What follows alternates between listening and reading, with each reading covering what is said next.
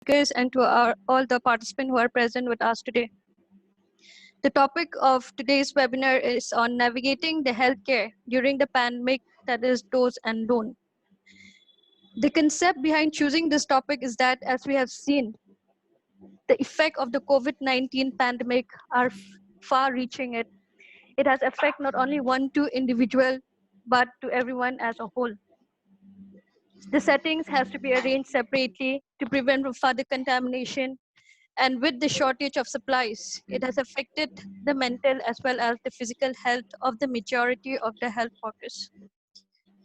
So before we proceed on with this discussion, I would respectfully request our very own principal, Dr. Unmana Borgohain Saikya, to please give us a welcome address.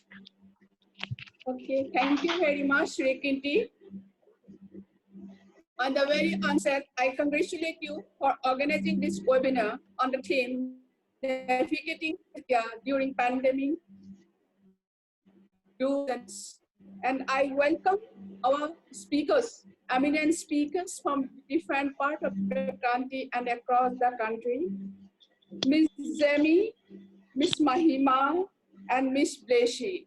They are going to highlight us in the different topic, and I cordially welcome you to our webinar, and definitely you are going to give us a lot of take-home messages.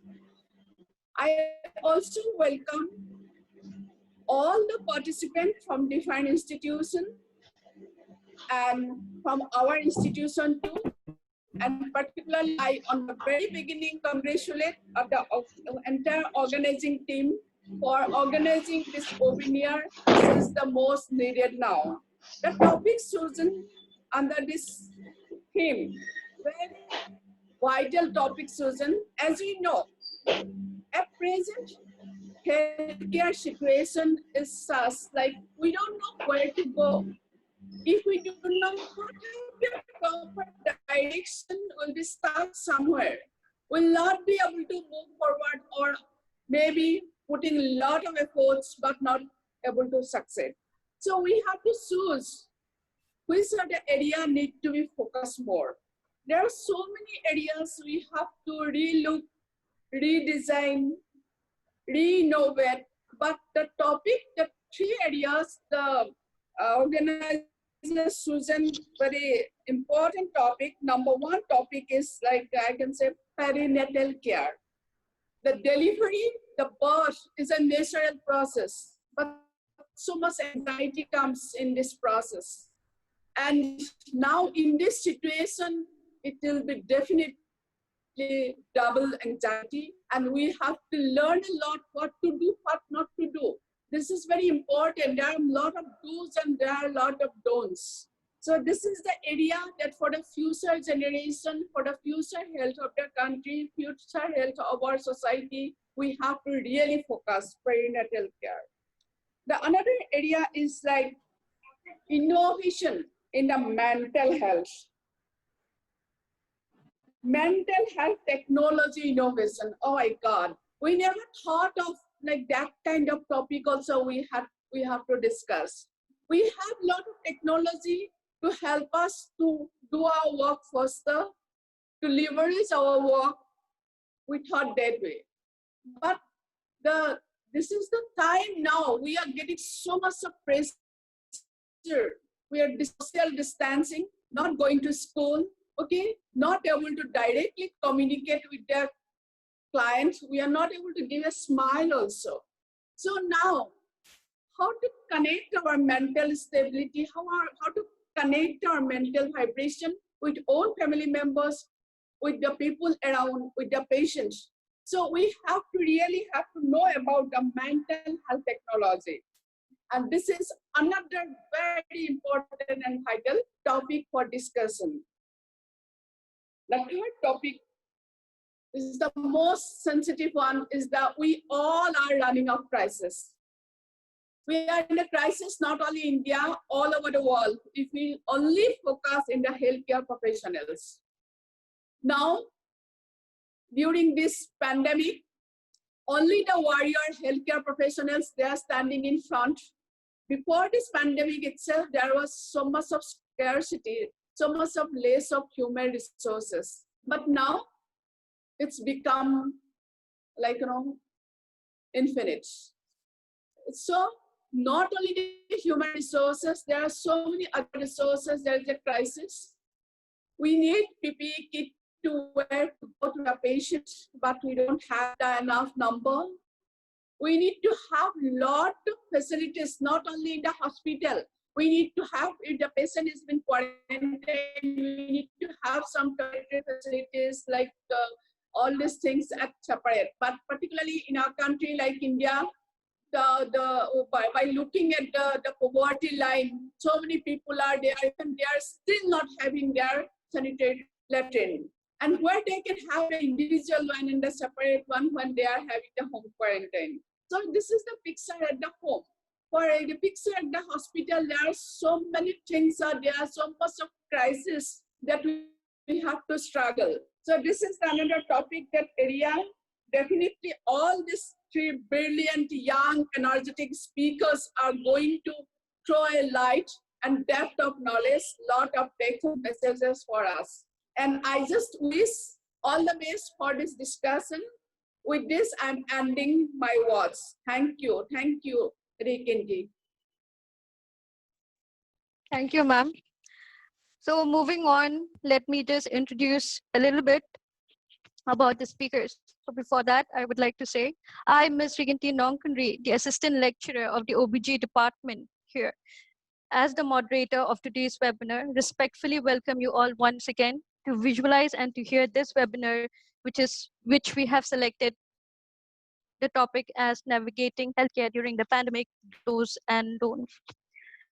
So we're here with our speakers to discuss on the key equipments, on how do we need to navigate the healthcare settings, and how to be mentally prepared to cope up with the situations.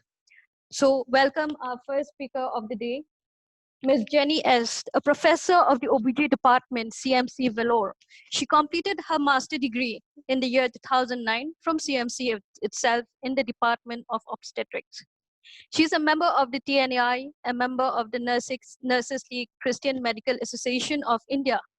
She has received many awards, which include during her UG period, she has achieved the first rank in the medical surgical nursing, the Ghana Lazarus Prize and the Shakuntala Prize in the field of MedSurg. Not only that, she bagged first rank in the MHN, that is mental health and midwifery as well. She has received the Pauline King Prize for Best Students in the Research Dissertations. She has presented her research paper in both national and international level. She has published her paper in both the national and international journal as well. She has worked in the field of a staff nurse, a charge nurse, and now she's here as a professor. So we welcome you, ma'am. Next, we have our second speaker of the day, Ms. Blessy Mary Samuel, a trauma and orthopedic nursing staff of the YE Valley NHS Trust, Hereford, United Kingdom. She's an Indian base who is working in the United Kingdom.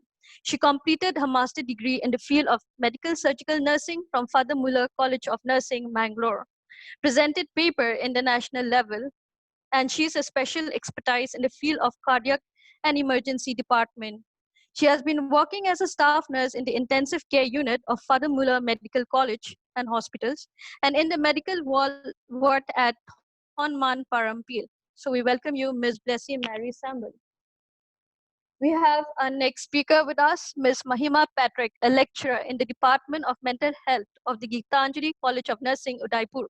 She completed her master degree from Father Muller College of Nursing, Mangalore.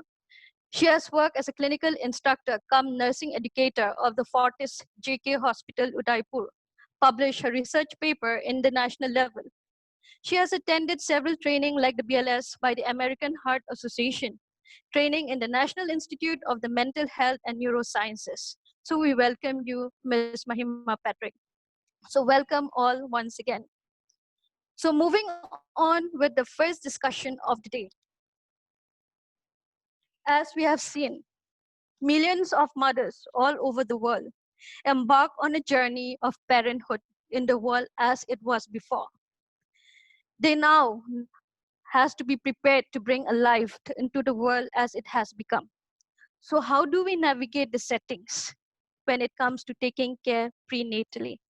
So I request our first speaker to please give your valuable inputs on the topic redesigning prenatal care during the COVID-19 pandemic. So we welcome you, Ms. Jenny.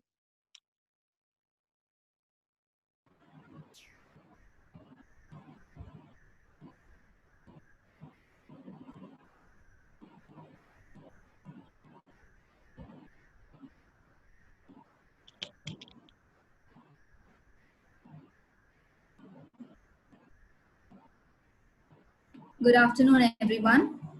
Am I audible? Yes, ma'am. You are. You're audible. Not audible? Yes, ma'am, yes, we we can hear you. can hear you. Yes, Can hear ma'am. you, ma'am. How do I share my slides? Because you've Yes, not made ma'am. me. You can Can you make me a host so that I can share my slides? Yes, ma'am.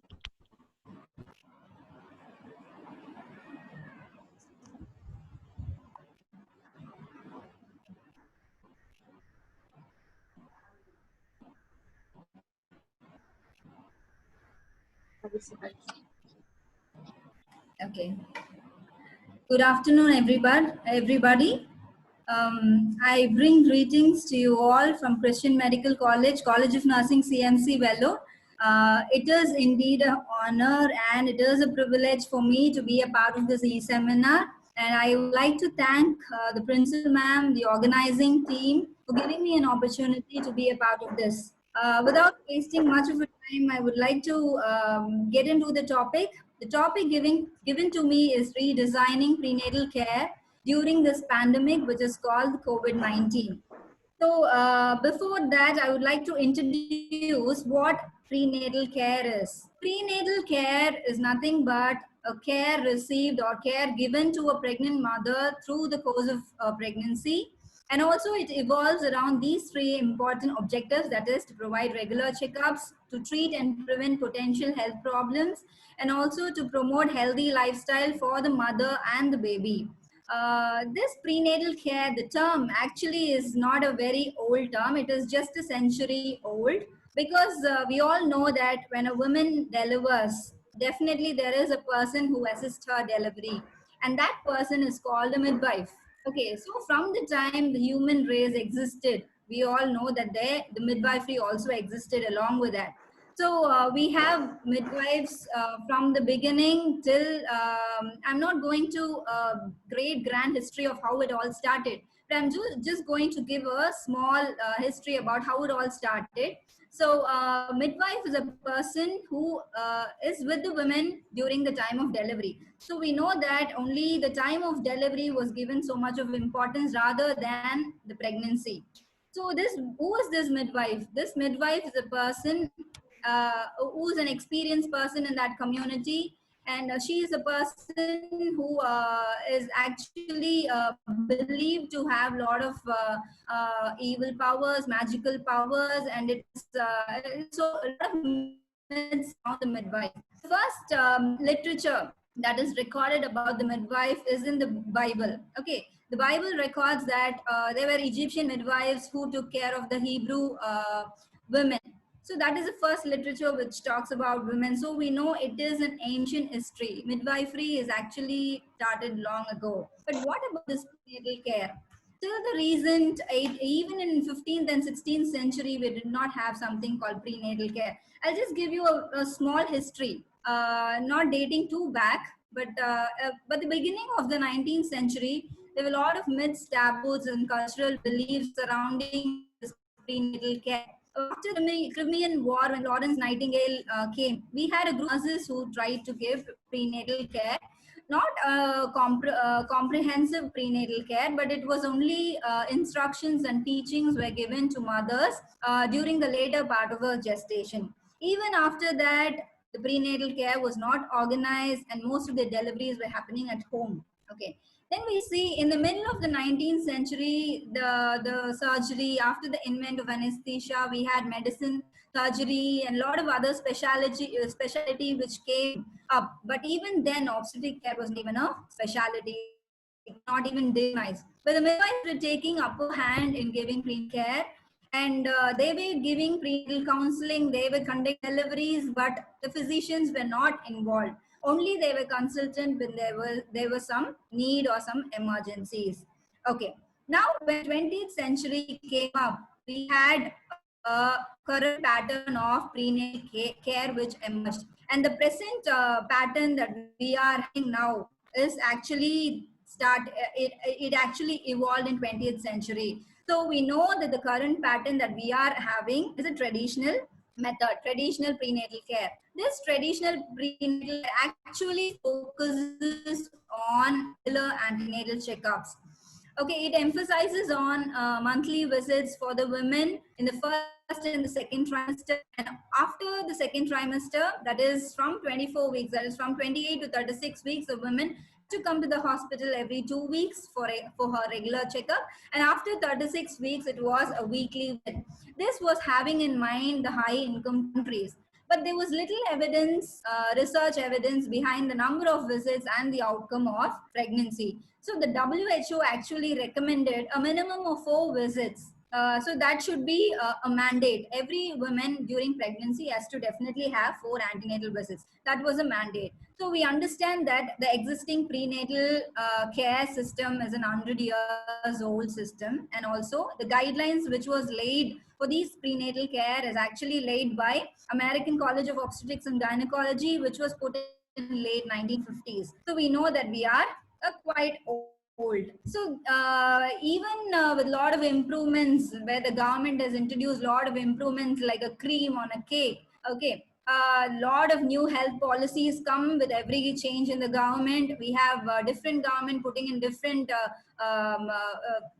programs for enhancing the maternal and the newborn health, and also the lot of new education systems have come to the workers, healthcare workers at the grassroots level, village healthcare nurses, the lot of training for the DAS, the lot of education at the primary, secondary levels, and also healthcare services have been reorganized very well in the primary, secondary, and the tertiary care setup. And also many initiatives come up, and community interventions also have been involved. With all of these improvements, even after all of these improvements being attached to the traditional care, prenatal care concept, we still have a lot of gaps. And it says that the traditional method does not, it is not appropriate to meet the national health objectives, and also it doesn't meet the diverse needs of the diverse population of pregnant women. Okay, so there are a lot of national health objectives that has been put forward by the government. We know that the Millennium Goal Development Goals, but it is not, we are not able to achieve it because there are a lot of gaps in our traditional prenatal care which we are delivering. So we are under a great pressure already to have a change. And with all this great pressure behind or at the background, okay, we are actually at a verge where it is high time for us to change. When we were at this point, we had this uninvited guest, most unexpected guest, we should say, that is the COVID-19 pandemic, which is shaking the entire world, biting the entire world with its bitter fangs. So we know that this COVID-19 is a big challenge and a big pandemic now. Okay. Now, I'll just give a general information that we all know about this COVID-19. This COVID-19, we all know it is a respiratory droplet infection, which is highly contagious. And we all know that we have to wear mask, follow proper hand hygiene, and also keep social distancing. This doesn't change for a general population or a pregnant. Whether you are a pregnant woman or a general other public, you have to follow these things.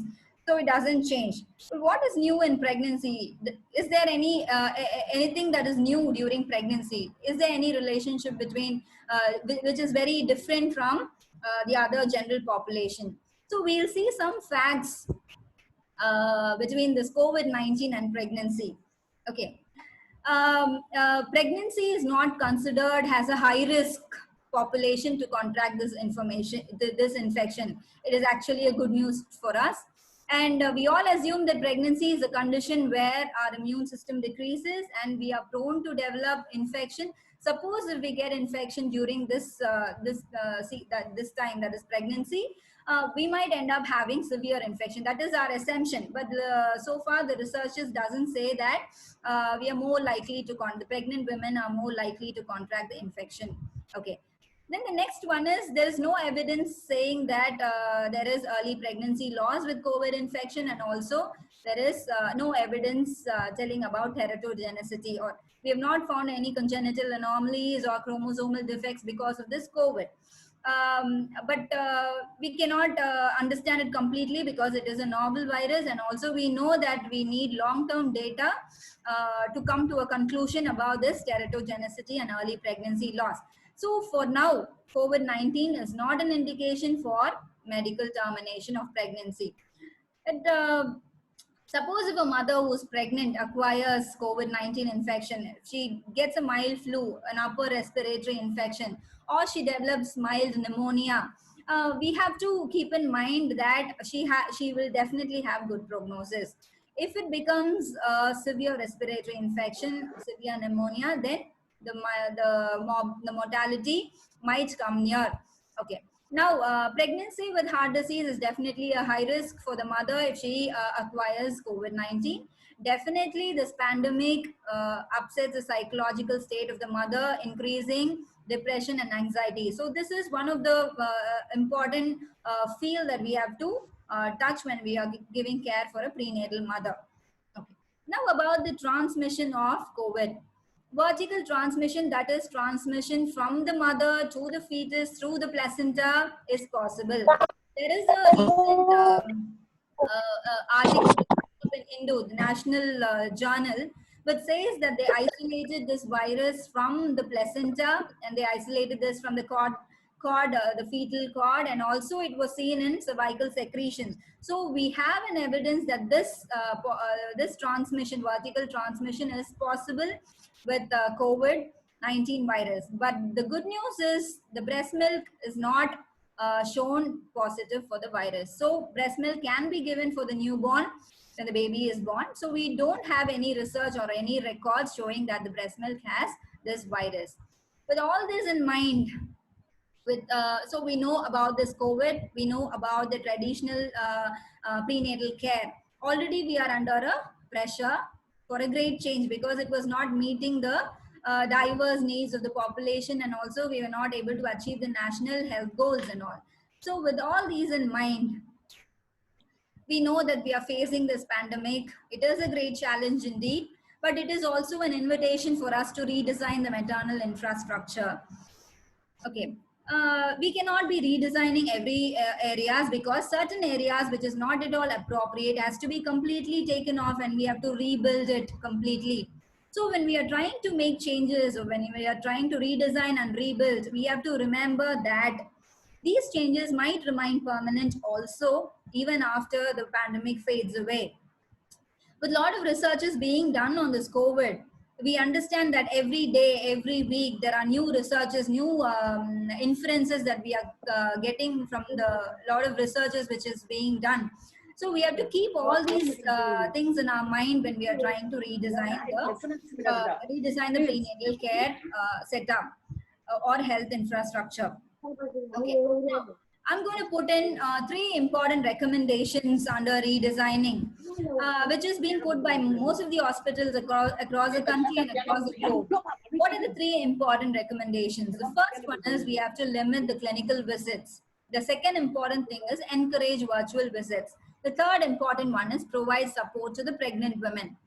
So when we come to say that the women should not come for regular antenatal checkup, or we have to limit the clinical visits, we have to consider in mind, we have to call these mothers during particular gestational age where we can club all these care together around that particular gestational age. For example, limit antenatal visits around, you can call the mother by 12 weeks, 20 weeks, 28 weeks, and 36 weeks. This is, I'm talking about an on-site visit, that is in-person visit. Okay, so when you call a mother at 12 weeks, you can do, or 12 weeks or before that, you can do a dating scan, baseline blood investigations to rule out bloodborne viruses, hemoglobin status, and you can do a morphology, you can do a down screening test. All these things can be combined together at 12 weeks. When you call a woman at 20 weeks, this is a time where you can do an ultrasound scan to do morphology. This is otherwise called a morphology scan. By 28 weeks, you're worried about doing a diabetes GDM screening, and also you have to immunize the mother. By 36 weeks, you will be considered to do a growth scan, check the presentation, and also check her BP. So these are the 4 important times a mother has to definitely come to the hospital and have a consultation with the doctor face to face. So this minimal visit have to be told to the mother. You needn't call the mother very often. Suppose a woman during the time of her face-to-face visit, she has got some symptoms like influenza-like illness, then you can defer until 7 days. Or if she develops severe symptoms, respiratory symptoms looking like COVID, then you ask the mother to come to the healthcare definitely for her management, but by informing the ambulance prior about her condition, or she can take her own vehicle and come. If the woman is advised to have self quarantine, then you can defer an appointment after 2 weeks. So that is acceptable. Low risk mothers should never be worried about having a home monitoring. Okay, you have to, as a healthcare personnel, we have to reassure the mother to have home monitoring if there are no other risk factors for the mother. Okay, this is about limiting antenatal visits. So these are the important gestational ages where you can call the mother for a face-to-face visit. The second one is encourage virtual visit. Is it that easy? Especially in a developing country like us? No, it is not easy to get the compliance of the patient. Not only that, there are a lot of barriers involved. If we have to encourage virtual visits, we have to have multidisciplinary team approach. We have to have people from maternal and fetal medicine. We have to have people from midwifery, telemedicine, virtual care, and the administration of the hospital should be involved in taking a virtual telecommunication or having a virtual consultation with a physician. There are a lot of barriers here. If you see, there'll be a lot of financial barriers, educational barriers, because our country is a country where we have very low literacy rate, and also personal barriers, technological barriers, and cultural barriers. So these are some barriers where we find the mother will not be compliant to come for a virtual visit very often. The third one is support the mother, antenatal mother. If you are encouraging home monitoring, we have to support the mother by asking them to use home Doppler devices, glucometers, and home BP apparatus. And also, you can advise the mother to have connection with a lactation support group or an antenatal education group, or you can provide these gadgets where whatever medical aid they want, you can provide this. So it has to be made accessible for the women to use all these things. So provision of support is very, very important when we are trying to redesign, think about redesigning the prenatal care. Okay, now I would like to tell about a study which was done in US. This is a study done in a hospital. They had redesigned the traditional antenatal care with 4 in-person visits, 1 ultrasound visit, and 2 virtual visits. This inferred that the providers were free, and also the system capacity was less. When the healthcare system capacity was less, they were able to concentrate giving care for patients who needed care more, that is, patients with morbidity, high morbidity, rather than seeing patients with low risk. And there are some group of people who were disadvantaged for this telemedicine. Those are people coming from rural background, no internet connection, and low socioeconomic status. But there were one group of people who also had advantage. That is women working in various sectors, and also women who need to travel very far to see a doctor for consultation, or women having childcare needs. And this research also concluded saying that some risk assessment was missed because these low socioeconomic people who were not able to access the doctors through virtual visit developed morbidity. So that was missed. And also they were asking for some change in the time of visit, which can be extended to the evening times and in the late hours of the day. And healthcare should be holistic. Actually, the study inferred that a comprehensive multidisciplinary caregivers should be available to give a virtual consultation. So, not concentrating only on the mother's condition, not concentrating only on the baby's condition. So, a comprehensive multidisciplinary caregivers are needed, and also it demanded that hospital-based care can be shifted to community-based, and even more to the area where the women are living. That is to the outreach area to the pregnant women. So, this is one study which was recently done in the US. I just want to brush up on some specific guidelines which was changed during the pregnancy. When a woman comes during pregnancy to the hospital or to the OPD or an inpatient services, it is mandate for us to ask about the history. The history should be on any travel history, any contact with other COVID positive patients, any symptoms that they have, influenza-like symptoms. Definitely, these histories should be asked. If they come into the hospital, then please share information on the COVID-19 infection. Some might not be aware of the gravity of the COVID-19 or the gravity of the infection. So tell them about minimal antenatal visits also. If a woman comes with ILI, definitely you have to test the women for COVID-19. And that should not be a reason for delaying obstetric management. Obstetric management has to be prompt, and because of the testing of COVID-19, presence of ILI should not interfere with the obstetric management. So we can reduce routine procedures like elective inductions and repeated growth scans, monitoring growth scans can be reduced. So once a woman comes and goes with a suspected COVID-19, definitely we have to decontaminate the equipment, especially the ultrasound equipment, once you do a morphology scan. This is an algorithm or a flow chart which tells you if a woman during pregnancy comes with an ILI, you take a test for COVID-19. If she is otherwise asymptomatic, that is, she is not developing any lower respiratory infection, and she is supposed to be positive, you isolate the mother for 14 days and discharge. If she shows negative results, you can monitor her at home and see whether she is developing new infection. Women with symptoms, we have to give symptomatic treatment, monitor the mother and the fetal status continuously. Women with severe infection or severe symptoms will definitely need admission in ICUs. If a woman develops multi-system failure because of COVID, we can plan for a medical termination of pregnancy if it is less than 24 weeks, or an induction of labor if it is more than 24 weeks of gestation. Just to highlight on some intrapartum care. If a mother with COVID positive comes in labor, admit her in isolation rooms, assess the maternal and the fetal status, assess for signs of COVID, symptoms for COVID, and also monitor saturation. Always maintain saturation more than 94%. Do not be satisfied by only looking at the saturation. Sometimes the mother respiratory rate might go up, and that will be an indication to say that she is getting into respiratory compromise.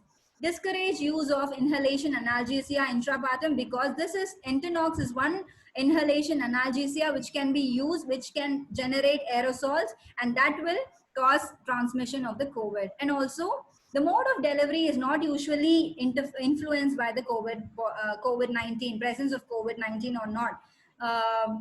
You can encourage instrumental delivery if a woman has respiratory symptoms, because it will cut short the second stage of labor, and also women, the maternal exhaustion will be taken care. She might not go into maternal exhaustion. We have to be very cautious in IV fluid administration to prevent respiratory failure or fluid overload, and also continue monitoring the women. Just to highlight on the postnatal care, the new risk for newborn is not known, but we are worried about the droplet transmission. It should not get transmitted to the baby through our droplet. It should not be transmitted from the mother to the baby. So consider separation of the newborn from the mother. But this decision has to be taken case by case. If the mother is not willing, you can think of rooming in. Rooming in is having the mother and the baby in the same room, or we otherwise call it as co-location. When you're planning for a rooming in, you have to take adequate precautions. If possible, do have a physical barrier তো between রজনী খাবা আসুন তোর সব গা ভাল হয়ে যাব আর বাইরে থেকে পড়া খয়রা make sure that the mother is সব কি ভাত মানুহ খাই নাই নাকি following hand মানে তো এখন নাহকে থাকে okay ঠিক আৰু বেছি কেছত মৰব breast milk does not show virus. So far, the researchers have not showed us anything that the breast milk has virus in it. So we can express breast milk from the mother and can give it to the baby if you're planning to separate the mother and the baby. So you can ask the mother to use a dedicated breast pump, express the milk, and then give it to the baby. So these are about the patient care changes that we have seen. Now about the discharge. After the patient becomes all right, we can discharge the patient. But it is based on three important things. The discharge is purely based on the hospital policy. You can discharge the patient on test-based discharge or symptom-based discharge or time-based discharge. You can test a patient if a patient is positive after 7 days, you can again do a repeated test. If it is negative, you can discharge. Symptom based, once the symptoms resolve, quarantine her or isolate her for 14 days and then you can discharge. If it is a time based discharge, 14 days of isolation and then discharge. So it is all based on the hospital that the patient is admitted. Then some guidelines for the care providers. The care providers are supposed to follow the national, state and the local policy on testing patients, and they have to inform the infection control committee about the COVID positive status of the patient. They have to have a registry, and the healthcare provider should plan to decrease the number of staffs in the working area. They have to plan vigilantly how to handle the shortage of PPEs, and also they have to maximize the use of telehealth rather than personal visits. And consider staffing. The staffing can be reduced and then they can be shift staff. Every weekly you can change the rotation for the staff. Appropriate spacing should be maintained in the hospital area, and also this helps in preventing transmission. And because of the minimum staffing, the obstetric care should not be compromised. You have to provide safe obstetric care even with minimum staffing. So there should be a skill mix in planning the staffing. Then encourage a single birth partner, and the birth partner should also wear appropriate PPEs. The staff who's taking care of the patient also has to use appropriate PPEs. Then there is one model that I'm going to tell now, that is called as the teams. The staff who are taking care of the patients can be divided into teams. That is, the outpatient team can take care of patients, see the patients in the outpatient department. They needn't come to the inpatient area and follow up the patient after admission. There can be a separate team for taking care of patients in the hospital. In our hospital, we have a separate team even inside the theater to take care of to take elective seizures and emergency seizures. So the theater team will not come to the labor room. So you can have teams so that the transmission is reduced. However, with all these change in the models, with the change in the policies, prenatal care, the approach for the routine birth is not going to be disturbed. The COVID-19 does not change the obstetric management of patients.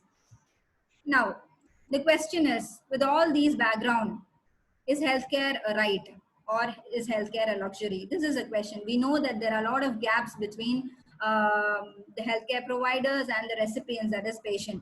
Is it a right or is it a luxury? For a lot of people, it is a luxury. For few people, it is a privilege because they can afford it. But I would like to say that I believe that healthcare should not be a right.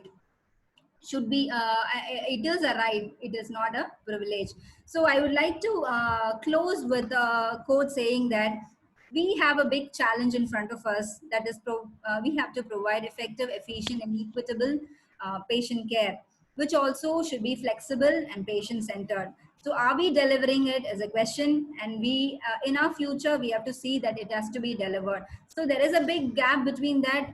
We'll join hands together to bridge the gap. And I would like to conclude this by thanking the organizers, by thanking the principal for giving me this opportunity. Thank you so much. Thank you so much, ma'am. That was indeed very informative. So with one 116 million expected birth in the approximately 9 months since the COVID-19 pandemic was recognized, there's a need to take into consideration because a mother's health is a way for the future of one living being. So I request the participants, if you have any question, to put forward in the chat box, which will be put up at the end of the sessions. So thank you, ma'am. Thank you once again. So since the WHO has designated this coronavirus disease as the global pandemic, many settings are not that welcoming to face the situations with lack of what we call the key equipments, which indeed is needed to be systematized in caring for the patients. So we have our next speakers, Ms. Blessy Mary Samble, who will be sharing with us about her views regarding the topic on navigating the healthcare supply shortage during the COVID-19 pandemic. So we welcome you, ma'am. Thank you, Rikendi. First of all, a warm good afternoon to all. And I will thank principal, vice principal, management, and all the faculties to give me an opportunity to present sessions during this webinar. And also I will thank you all the students and participants for your patience and attention. Previous speaker, she has already mentioned regarding what is coronavirus. So I am just dealing my topic. First, we will see that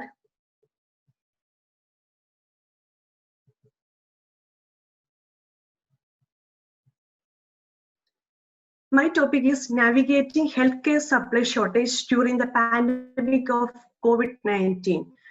We will see one by one. So we will go through each keyword. So here I'm using 3 keywords. First of all, we will see what is health. Just we know that the definition of health, but I am just going through brushing up what is the keywords of these factors. Especially I'm going through health, pandemic, and navigations.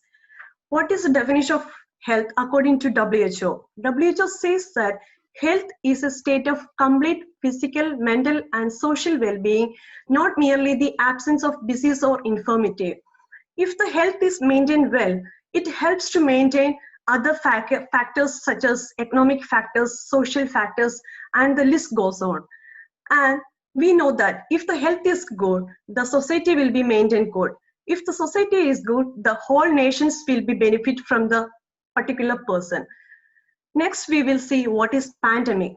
We know that the pandemic, the word itself says that it's a disease condition which is prevalent over a whole country or the world. I can say that we are in the pandemic situations and our aim is to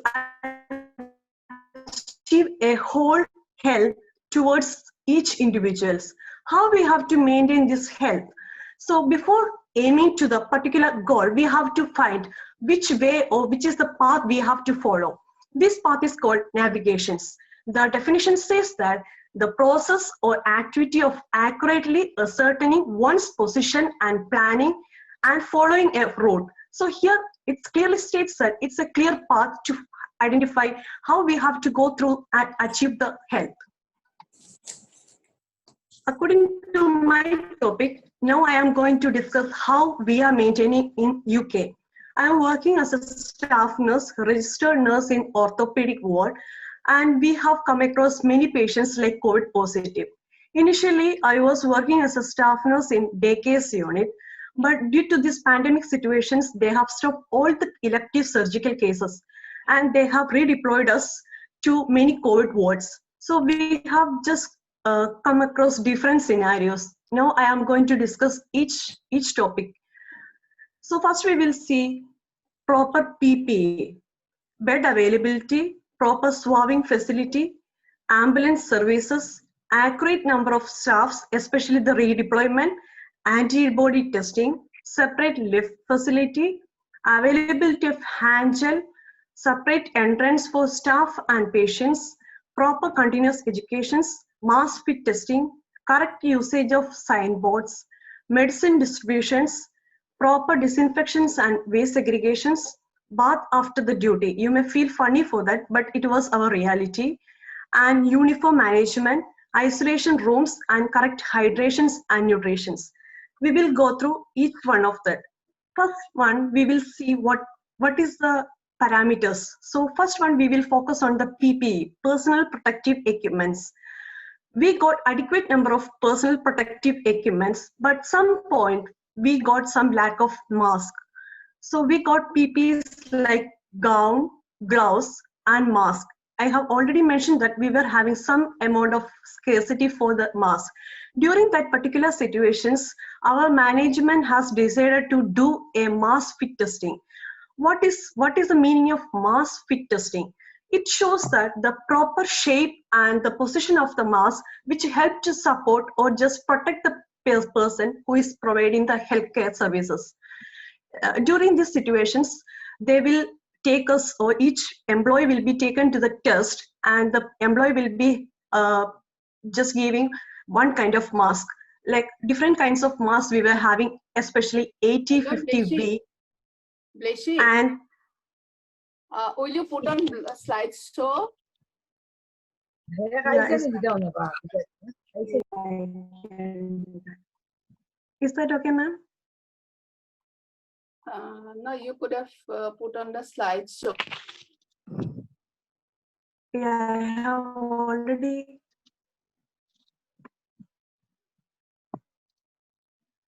Okay. Can you It's see, fine ma'am? now. It's okay. Fine. Okay, thank you, ma'am. So we got mask fit testing. So it will help to identify whether the mask is fit for the persons, especially the shape and size of the mask. And it will help to protect from the coronavirus. We got different kinds of masks like 8050V mask, 1873 mask, and 8863. The list goes on. So according to the priority, how it's convenient to the persons and how it's going to protect, according to that, they will give the a test priority. If the person is failing in the mask fit testing, they will use another mask for the redivisions. Other PPs are like goggles, face shielding, hair cap, proper hand gel as required.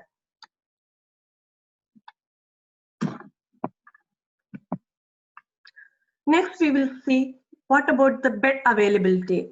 The shortage of the beds can cause some other negative impact to the healthcare systems.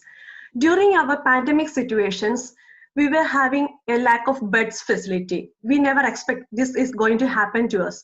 But wisely, our management has taken a decisions to close certain areas like day case unit, endoscopic unit, eye clinic unit, and elective cases units.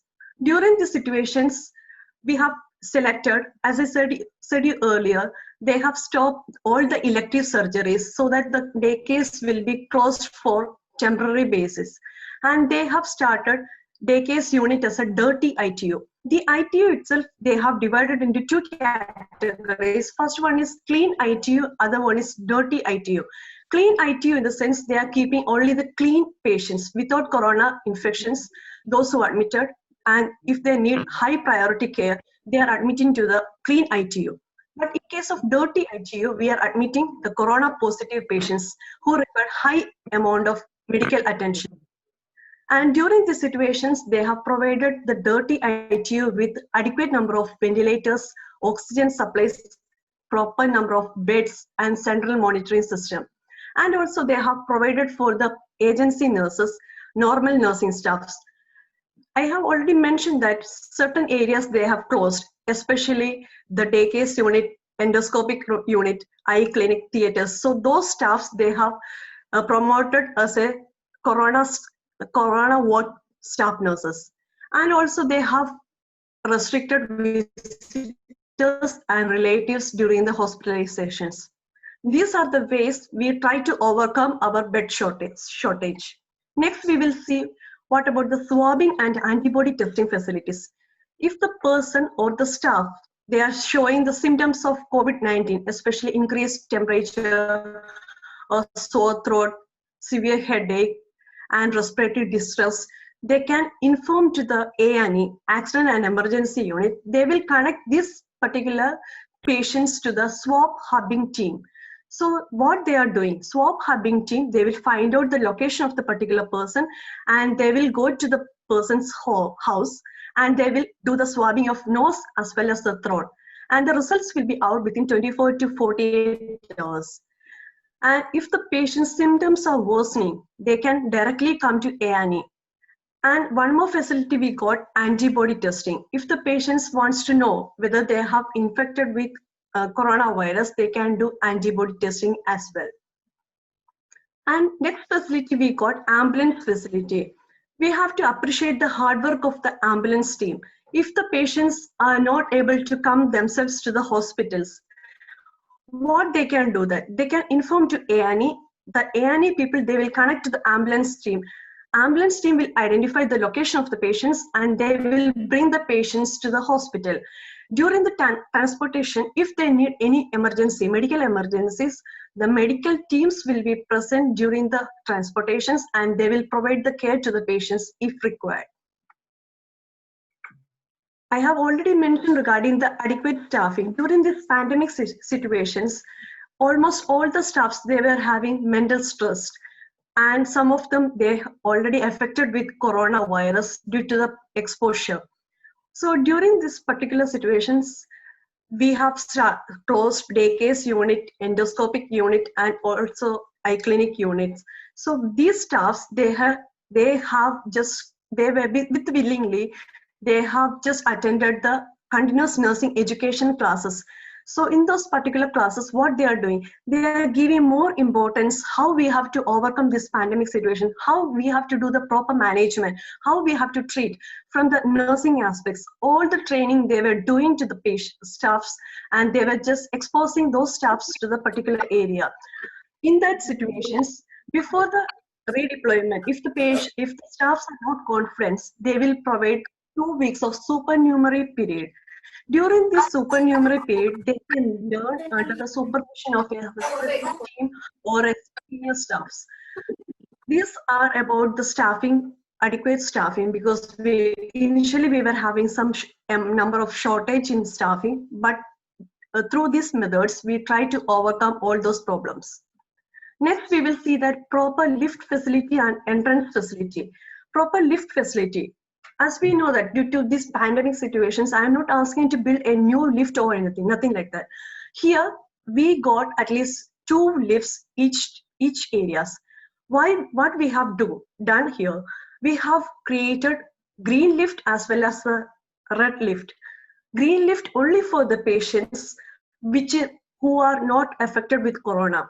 The red lift only for the corona patients. So what we are doing that if we are transferring the corona patients, we will provide adequate announcements to clear out the way. So we will make sure that there is no persons during the transportation. So we are just shifting the patients from one department to another departments like X-ray or CT scan or just MRI. So after each shifting or after this transfer, the lift will be decontaminated. That's mandatory to us. And regarding the separate entrance, we got main entrance. But due to this pandemic situations, what our hospital has done, they have just taken main entrance only for the patients. And there they have provided certain number of signboards. So it will help to identify if the person is illiterate, they can identify. They look at the signboards and they can identify that, okay, these are the factors which can influence us. And these are the parameters we have to just follow in order to avoid the transmission of coronavirus. I have already mentioned regarding the proper signboards. We have to focus on these areas because these are the factors which really can influence the transmission of disease conditions. If you're maintaining proper signboards, example, no entry boards, if the patients are more affected, if the corona patients are admitted to a corona wards, we will keep some signboards. So it shows that, okay, these are the areas. So we have to just avoid those areas as able as we can. And also other signboards like donning and doffing boards, waste segregation boards, and each room, we got side rooms. So initially, if the patient's swab has taken and we don't know whether the patient is affected with corona, COVID positive or negative. So in that particular situations, we are keeping a signboards That signboards clearly states that how we have to provide some self precautions before entering to the room and after coming out from the rooms. Next one, regarding the proper medicine dispensing and equipment. We know that the vaccines they have not found yet, but still some symptomatic managements our hospital is doing. So they are trying to find out how we have to overcome the shortage of the medicines. And regarding the equipments, we got adequate number of the equipments, and we try to overcome all the negative impacts which can be developed from the coronavirus. And regarding the proper disinfections and waste segregations, it's very important we have to focus these areas. If there is any lagging, there's a chance of high transmission of COVID positive, or else I can say that there will be a chance of second wave. So proper disinfections usually we are doing with the help of Trisol. That's a solutions we are usually using for proper disinfections. And regarding the waste segregations, if the patient is affected with COVID positive, usually we are using two kinds of bags.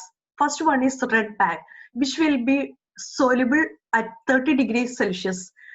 And first we have to keep all the linens, dirty linens to the red bag, and we have to just tie closely, and we can put into the white bag. So this process or this procedure needs to be done at the bedside. We are not supposed to take out the linen from the affected COVID patient's side. It shows that it will help to prevent the amount of transmissions. And we will just see that self-cleaning and uniform management. What does it mean? During our pandemic situations, it was necessary to do a bath in the hospital itself. We are not supposed to go out of the hospital without taking bath, because some of the studies shows that the number of transmissions or the number of exposure can be minimized with the help of bathing. And usually the hospital is providing gowns to the staffs, those who are working in the COVID-19 or corona wards. If there is any lack of gowns, we can use our uniform. But only thing, if we are taking our uniforms to our home, we have to cover this uniform with this fully covered materials, like almost like a pillowcase. And we can put directly this pillowcase and uniform into the washing machines, and we can do cleaning at least with 30 degrees Celsius. And it will make sure that the disease transmission will be minimal. And certain studies there, it shows that the community hospital, they were having a lack of face mask. Especially the study was done in St. Paul, Maine. Next study shows that in the US hospitals, they were having a lack of scarcity for equipments and personal protective factors, especially equipments and the face mask. Other study shows that it's a teamwork. We have to do a proper chain reactions. If one chain is stronger, the another chain can be connected. So it will help to identify the negative or lack of the problems, and we can overcome the situations. So the chain will be consisted of really the production of the raw materials, manufacturing factors, transportation system, and distribution network. If all the chains are well connected, I can say that we can overcome these disease conditions. And here I am going to conclude my topic. With all these parameters, initially the rates were high, but today the present rate is at the 0 level. That was mainly because of the God has done a great help for us, and also we are going to thank UK NHS, and also I am really thankful to each one of the audience and participants. Thank you so much. Thank you so much, Ms. Blessy, for the informative preview that you have endured to us, with deadlines which have to be followed so that we can catch up to the best service in healing those who need much care. So thank you once again. Thank you. So we'll move on with the next speaker. So the current COVID-19 pandemic not only create havoc, which the other speakers have already mentioned, it has create havoc not only just one to individuals, but it's a disaster. It affect mentally. So, but if we are not acting now, then we might have to face for the darkness ahead, which can lead to depression and anxiety. So to discuss on the most important topic, the need for a mental health technology revolution in the COVID-19 pandemic, I request Ms. Mahima Patrick to please forward the discussions.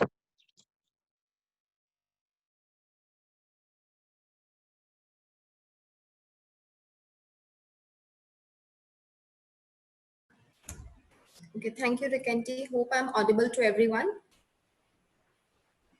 Yes, ma'am. And how do I share my slides?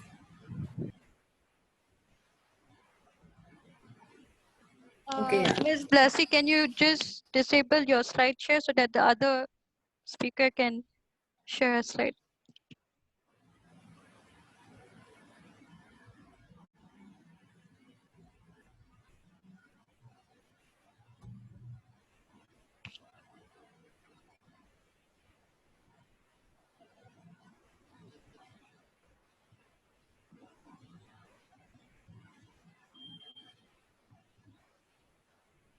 Is my slide visible to everyone?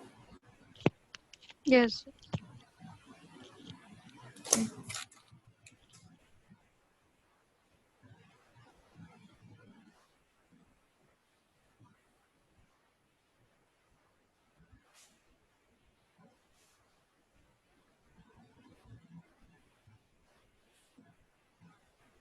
Could you please help me to share the slide because I'm facing some problem in sharing?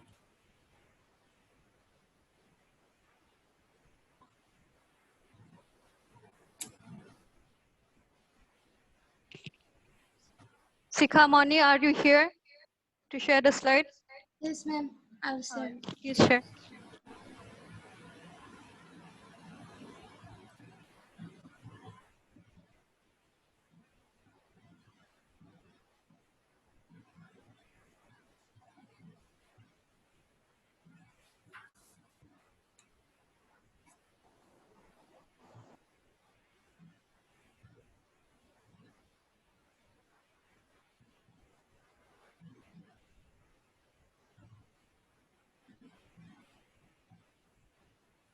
Okay, thank you so much.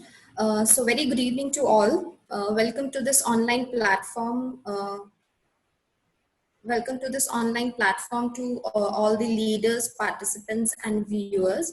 It's good to see all of you attending this very webinar and spending time for learning something for yourself.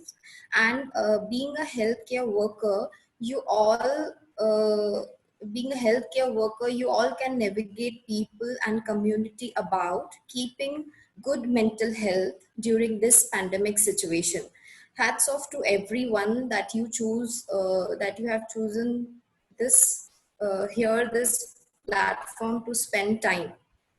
So the webinar topic is really good and interesting, that is navigating healthcare during the pandemic, do's and don'ts. So we all should know about the do's and don'ts. So can I have a next slide? So the topic which is given to me for a discussion is the need for a mental health technology revolution in coronavirus 19 pandemic. So welcome to this present technology revolution that we all are attending right now, that is this webinar. What a great idea, isn't it? To impart a knowledge and to create awareness during this pandemic. So let me ask you, this technology was known to all of us, isn't it? This is nothing new. Like, let me remind you, or let me remind all of you, just because of this pandemic, we all are getting used to it. We are, this online platform is really great. We all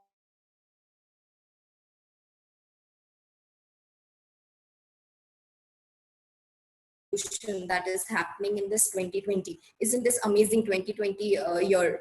Apart from having a look on a positive side, even though it is a small, but then this is really good.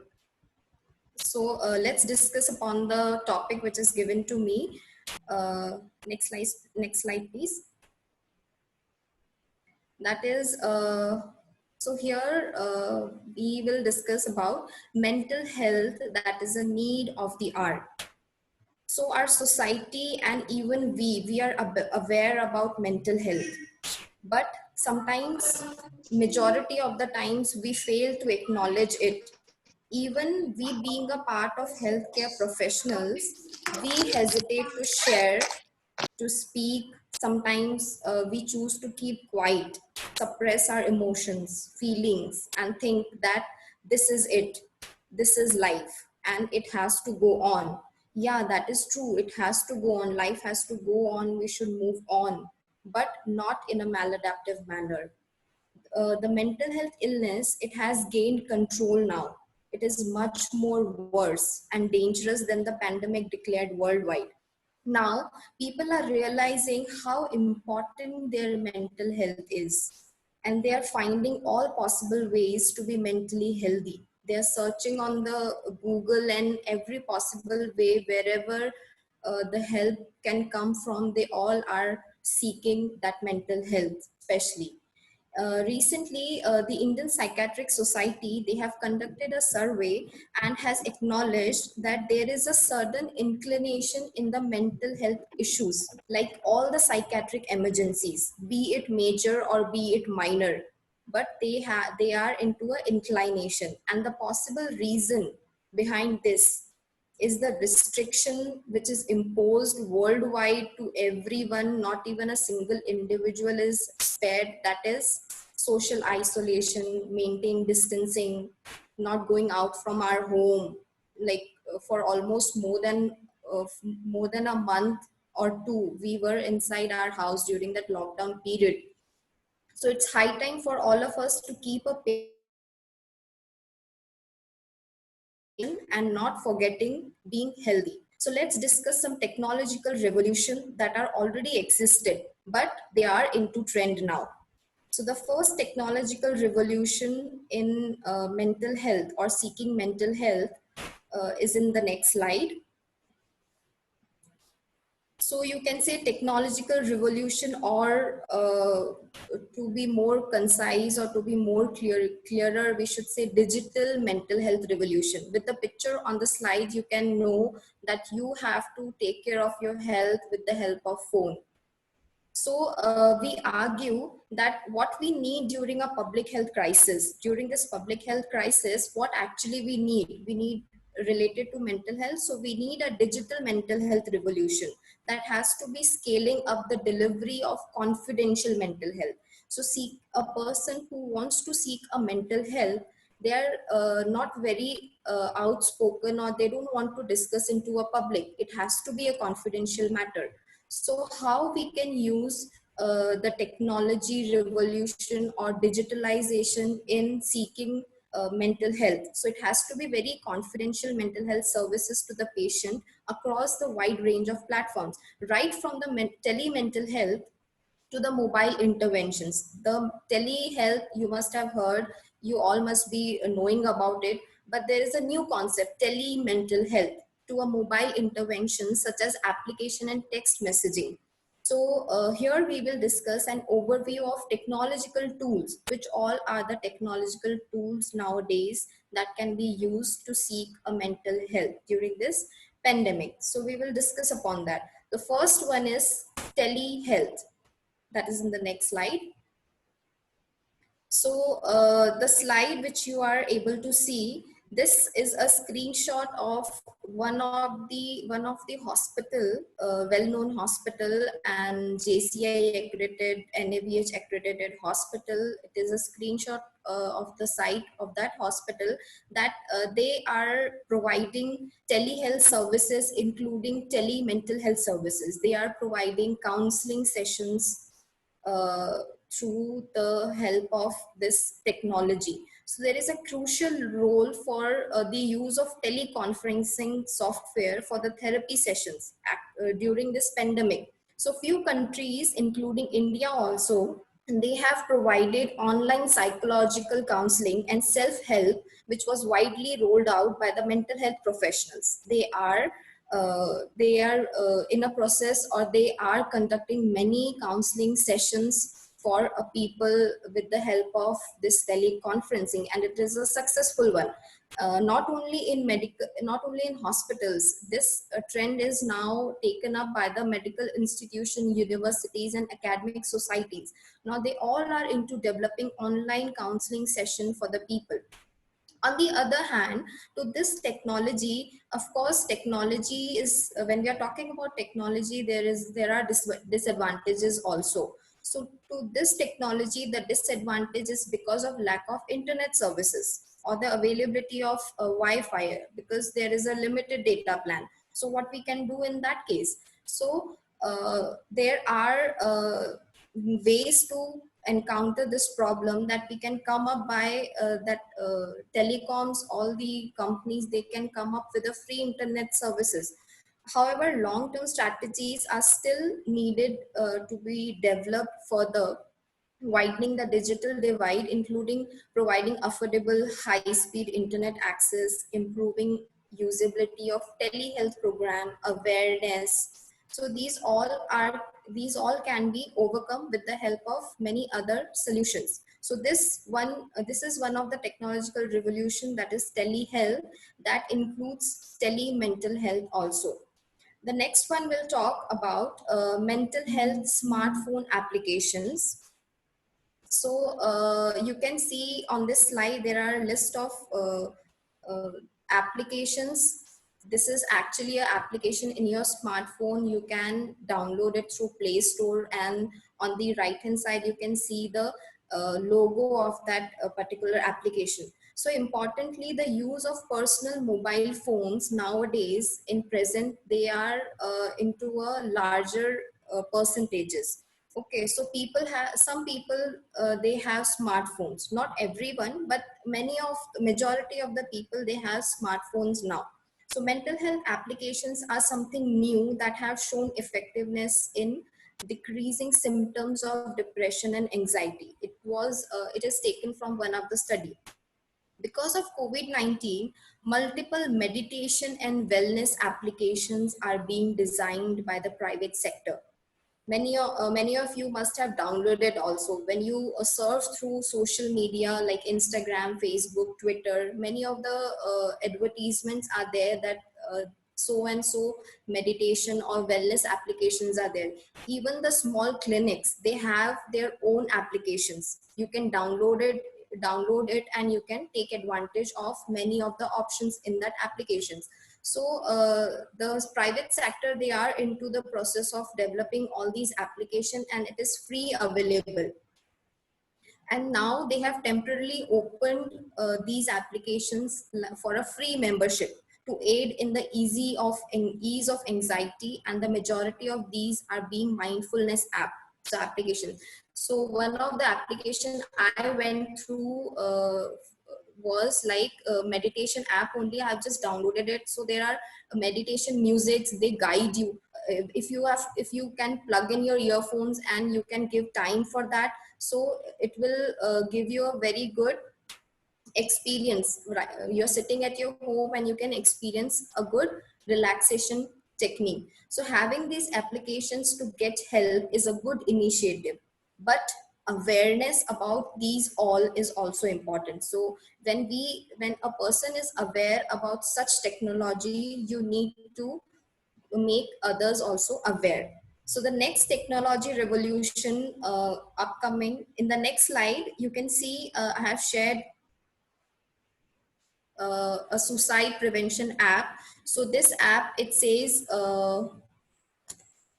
the name of this app is Not Okay is a free app. Okay, so this app features a large red button that can be activated to let close friends, family, and their support group. So when they hit the digital panic button, a message along with their current GPS location is sent to their contact. The message reads, "Hey, I'm not okay. Please call, text, or come and find me." So these type of messages or the application messages are being circulated or invented or into a more fashion nowadays, so that people can seek help. In India, this is not into much fashion or not into much trend, but since this pandemic time, we really need to get aware to get aware ourselves and to make others also aware regarding all these applications. So the next one, next technology we can discuss is texting applications. Next slide, please.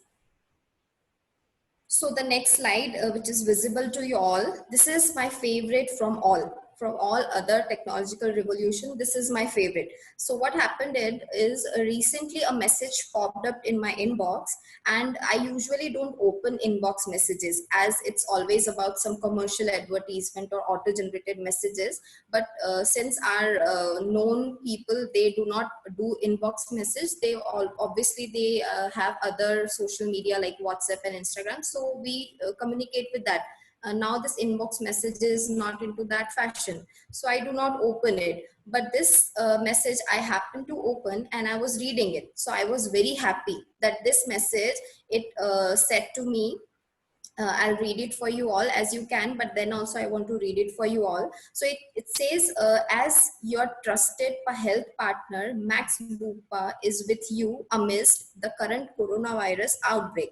We would like to inform you that all our hospitalization policies will cover hospital expenses arising out of treatment for COVID-19. Okay, so this was the message I read. So the stress, tension, anxiety that what if I get infected? What if my family members get infected? What will I do? How will I deal? What about the finance and many more things? All the worries were gone, and I was relieved for a while after reading this text message, auto-generated message, which I got from a insurance company. Now look at this auto-generated text, which was sent to many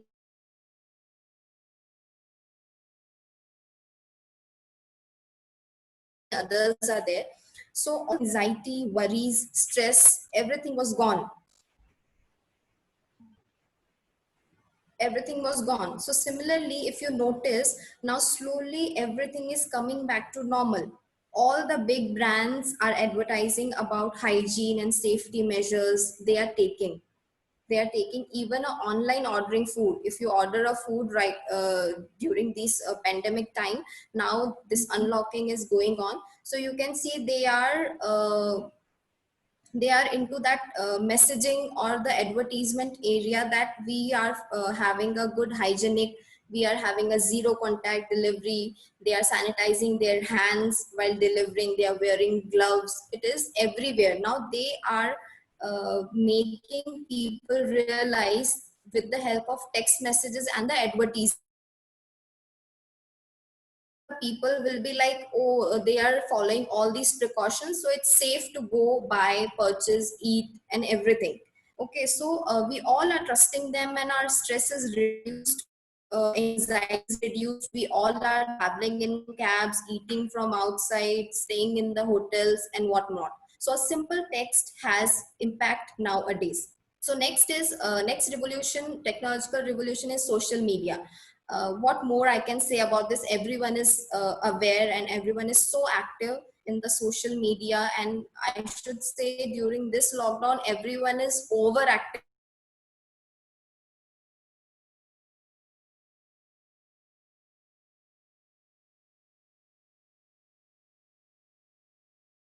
Positive and supportive connections during a time of physical isolation. Isolation, an individual cannot go and sit and hold the hands and talk and give that comfortable touch to the patient. Now they are all alone with their phones only or with the gadgets. So social media plays an important role. So earlier work shows that many people with mental illness are increasingly turning to social media to share their experiences, and they are seeking mental health information and advice. That I think not even a single person in this webinar have not gone through. No, previous slide please. Till now they have not served about the symptoms of coronavirus, how to protect ourselves and what are the latest updates. So none of us is spared from this, having this information searched on the Google or on the social media. On the other hand, it also served to increase depression and anxiety symptoms based on the negative social comparison and the spreading of distressing information. So this social media, it plays a really important role in giving positive news also and negative news also. Sometimes it circulates fake news, and that is so fast that we believe, and people panic because of the fake news. So we need to take charge on it, and we need to see that what reliable information we can get from the social media, and where the fake news are there, and we should not get panic. So in the next slide, I got this email, a girl signing a petition using a social media through email. She is signing a petition that she was a corona virus survivor, and she survived. So now she has signed a petition, and she's sending a mail to everyone to sign the same petition for removing the stigma. So this is a platform she has chosen, or a social media platform she has chosen, to raise her voice, to share the feeling, to reduce the anxiety. What will happen with this signing the petition? At least her stress will reduce. She'll have that confidence that people are there, those who are signing the petition. She can think that, oh, people are there, people are listening to me. So all these things are happening. Actually, these technological revolution are at its higher level nowadays. So the next slide, where I want to discuss about some do's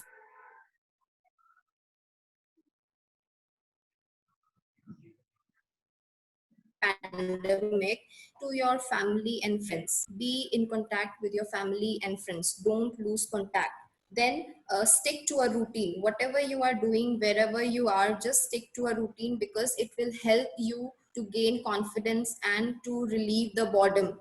If you are in a bed, you are not following your daily routine, the boredom will come and you'll start feeling depressive. So stick to the routine. You can have meditation and exercise on a daily basis to keep your physical health healthy. And of course, meditation, it will relieve anxiety and stress, and it will give you opportunity or a clear mind or clear idea to think. Next is get creative. You must have all cooked some or the other dishes during this lockdown, even though if you have not known how to cook, but then you all have tried by looking through the YouTube videos, and you have taken the guidance of your elder ones. So everyone during this lockdown, they have tried some or the other creative. Really good. That's how the people have spent months and months locking inside the house. So it's really positive way to be very creative, to keep your mental health good. Next is coping strategies. Since we are a healthcare workers, we all have read about the coping strategies and useful how to use coping strategies into a good manner. So don't forget about that. Don't think that those are the only things to be studied when we were students, and those are the things that has to be there in the books. In real life situation, we cannot use it. It is not true. When you practice good coping strategies in your life, you can come through the stress from your life. Next is stay connected and maintain your social networks. Social distancing, it is the thing that it is being introduced, that you have to maintain social distancing, but then with the help of technology revolution, you can stay connected, and it is really important to maintain your social networks. Next slide, there are some don'ts which I would like to say. Don'ts to take care of your mental health during this unlock and also the pandemic is that when referring to the people with COVID-19, do not attach the disease to any particular ethnicity or nationality. So hereafter, do not refer people as COVID-19 people whenever you are meeting any person or referring any nationality. Okay, never refer someone that they are from that nationality, so they are COVID-19. Okay, next is do not refer people with the disease as COVID-19 cases or the victims or the COVID-19 families. If in your neighbor, if someone have got positive, so don't refer that whole family as a this is a COVID-19 family, or in that lane or in that particular area there lives a COVID-19 family or a diseased person. You should always say that a person is suffering from COVID-19. Okay. Next is minimize watching, reading, or listening to the news about COVID-19 that cause you feel anxious and distress. So there are many fake news, and it's there in the news channels also, many news channels, that these are the fake news. Even people have started making fake sites also. So never trust on that, and don't panic for that information.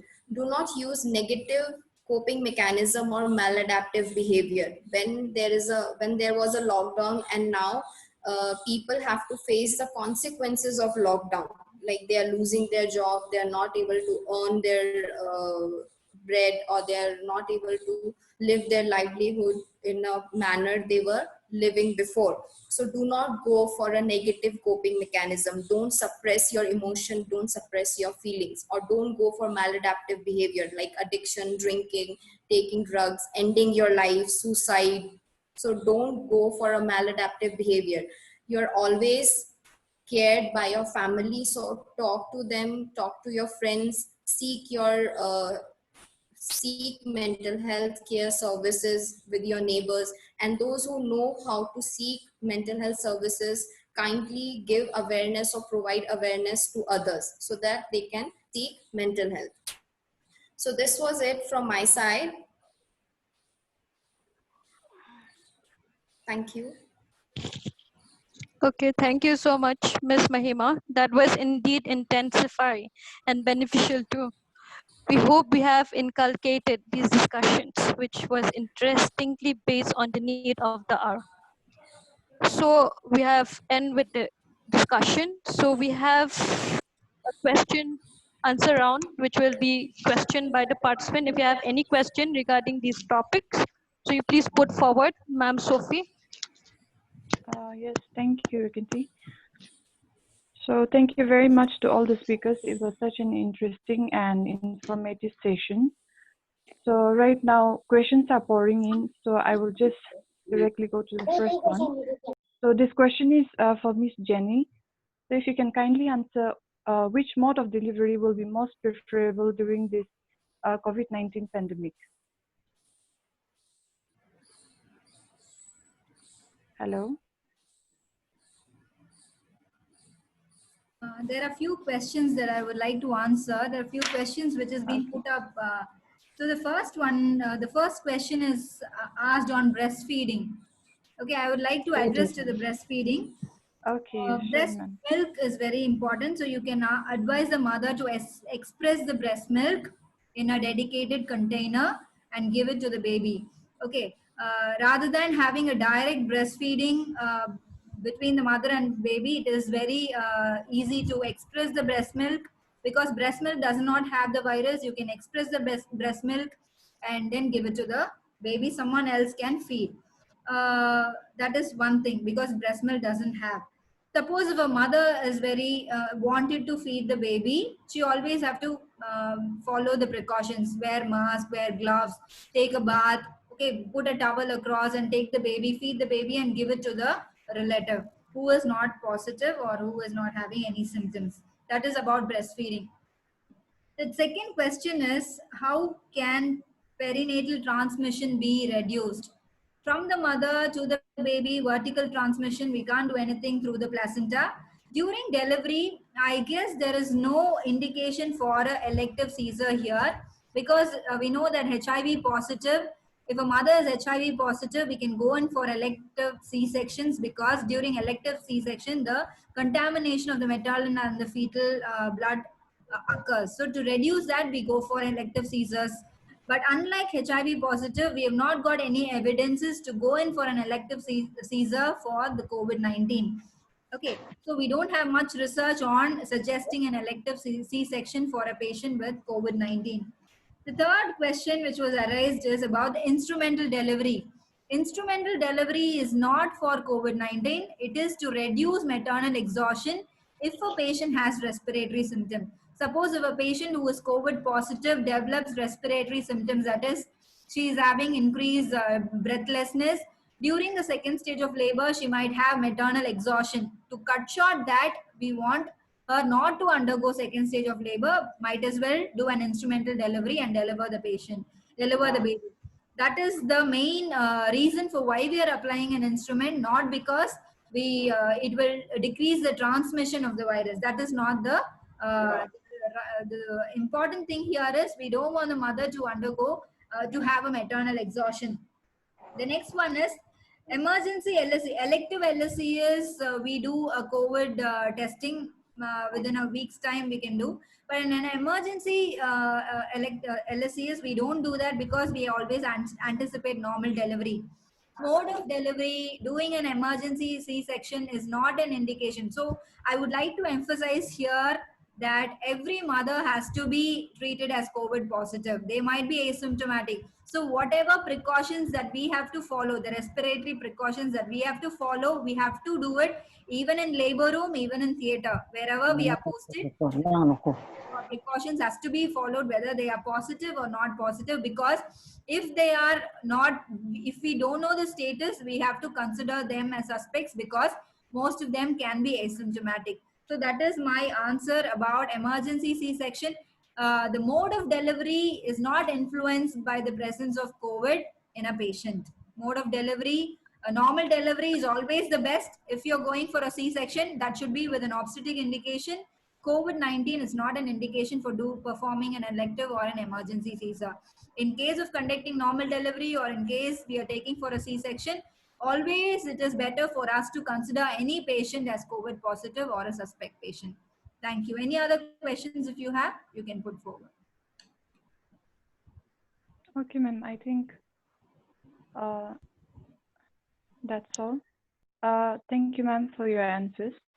Next question, this one person has asked, what measures can a teacher take to reduce the mental burden of the student, considering the fact that a poor network issues seminar preparation without books?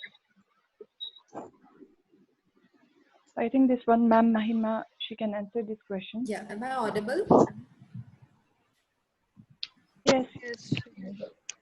Okay, so someone has asked about the network issue. So having internet connectivity problem, it's really challenging for teachers and for students and for the family. Nowadays, like online classes are very much into trend. Right from the mid of the lockdown, like when the lockdown has started in the month of March, everyone in the colleges also and in the school also, everyone has started taking online classes, even though they are completing their whole session online classes. So it's really challenging for the people, those who are not having a proper connection, they are not having smartphones, and it's a burden for their parents also to get their children with a good smartphones, with a proper connectivity, and completing their education. So for them, the measure which I would like to suggest is, for them we can have record the audio lectures for them. So we can communicate with those students with the help of audio, and we can have them education, we can give them education through this. But then also for teachers, it's really it's a real challenging thing to educate such people, those who are not in a proper connectivity area. Okay, thank you, ma'am. One more question has popped up for Ma'am Jenny. So should a mother be separated from her baby? Should an infected mother be separated from her newborn, ma'am? So is it necessary to keep the baby and mother separate? This decision has to be taken case by case. As I told you earlier, in our hospital, we still follow separating the mother. If a mother is positive, we keep the mother separately, and the baby is considered as negative. So we keep the baby separately. Only after discharge, the mother can take the baby. Otherwise, the baby is kept separate, fed separate. If possible, we can get express breast milk from the mother and feed the baby, but otherwise the decision has to be taken case by case. If we are if the mother is very insistent on having the baby nearby, then you can room in the mother and the baby, but make sure that there is a barrier between the mother's cot and the baby's cradle, and also there should be a 6 feet or more difference distance between the mother and the baby. While the mother is feeding the baby, she has to wear appropriate PPEs, that is face mask, hand hygiene, gloves, proper gown, wash her breast with soap and water because soap kills the virus. Then she has to feed the baby, take the baby and give it to the relative. So every time she feeds the baby, she has to follow she has to follow appropriate PPEs if she is choosing to feed the baby directly. If not, the ideal way is to separate the mother and the baby.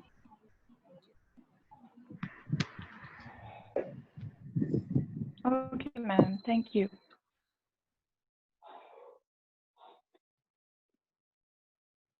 I think there are no other questions.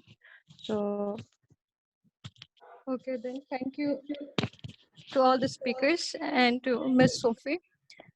So we thank everyone once again for the precious discussion put forward, and it has achieved us to understand the overall session discussed. So we have come to the end of the session, and I would like to request Mrs. Arlene Beshra, the Assistant Professor of the OBG Department of AINE, to please deliver the vote of thanks. I, family, would like to extend my heartfelt gratitude to Madam Blessy, Madam Jenny, and Madam Mahima. Took out your valuable time out of your busy schedule, and all the participants of different part of India. My special thanks to Madam Dr. Unmana Barmohai Sakya and Vice Principal Ma'am Dr. Ranjurani Das, and all the faculty members and non-faculty members of AINE family. Thank you. Thank you so much. Thank you, ma'am. So from my side, at the very onset, I would like to express my gratitude to our esteemed panel of speakers once again. Thank you so much for sharing your valuable time and efforts to impart of all of us with their knowledge, and we do hope to be a part of the lecture in the near future. Lastly, I am sure and certain that this webinar held today has not only imparted know-how, but also encourage all of us to be a part of another similar webinar to be held in the future. And I do hope that the level of participation will be more along with the never-ending support that has been governed by our respected principal and the OBG department and the fourth year BSc nursing students. Thank you all once again, and let us all stay and fight this pandemic together. Thank you all.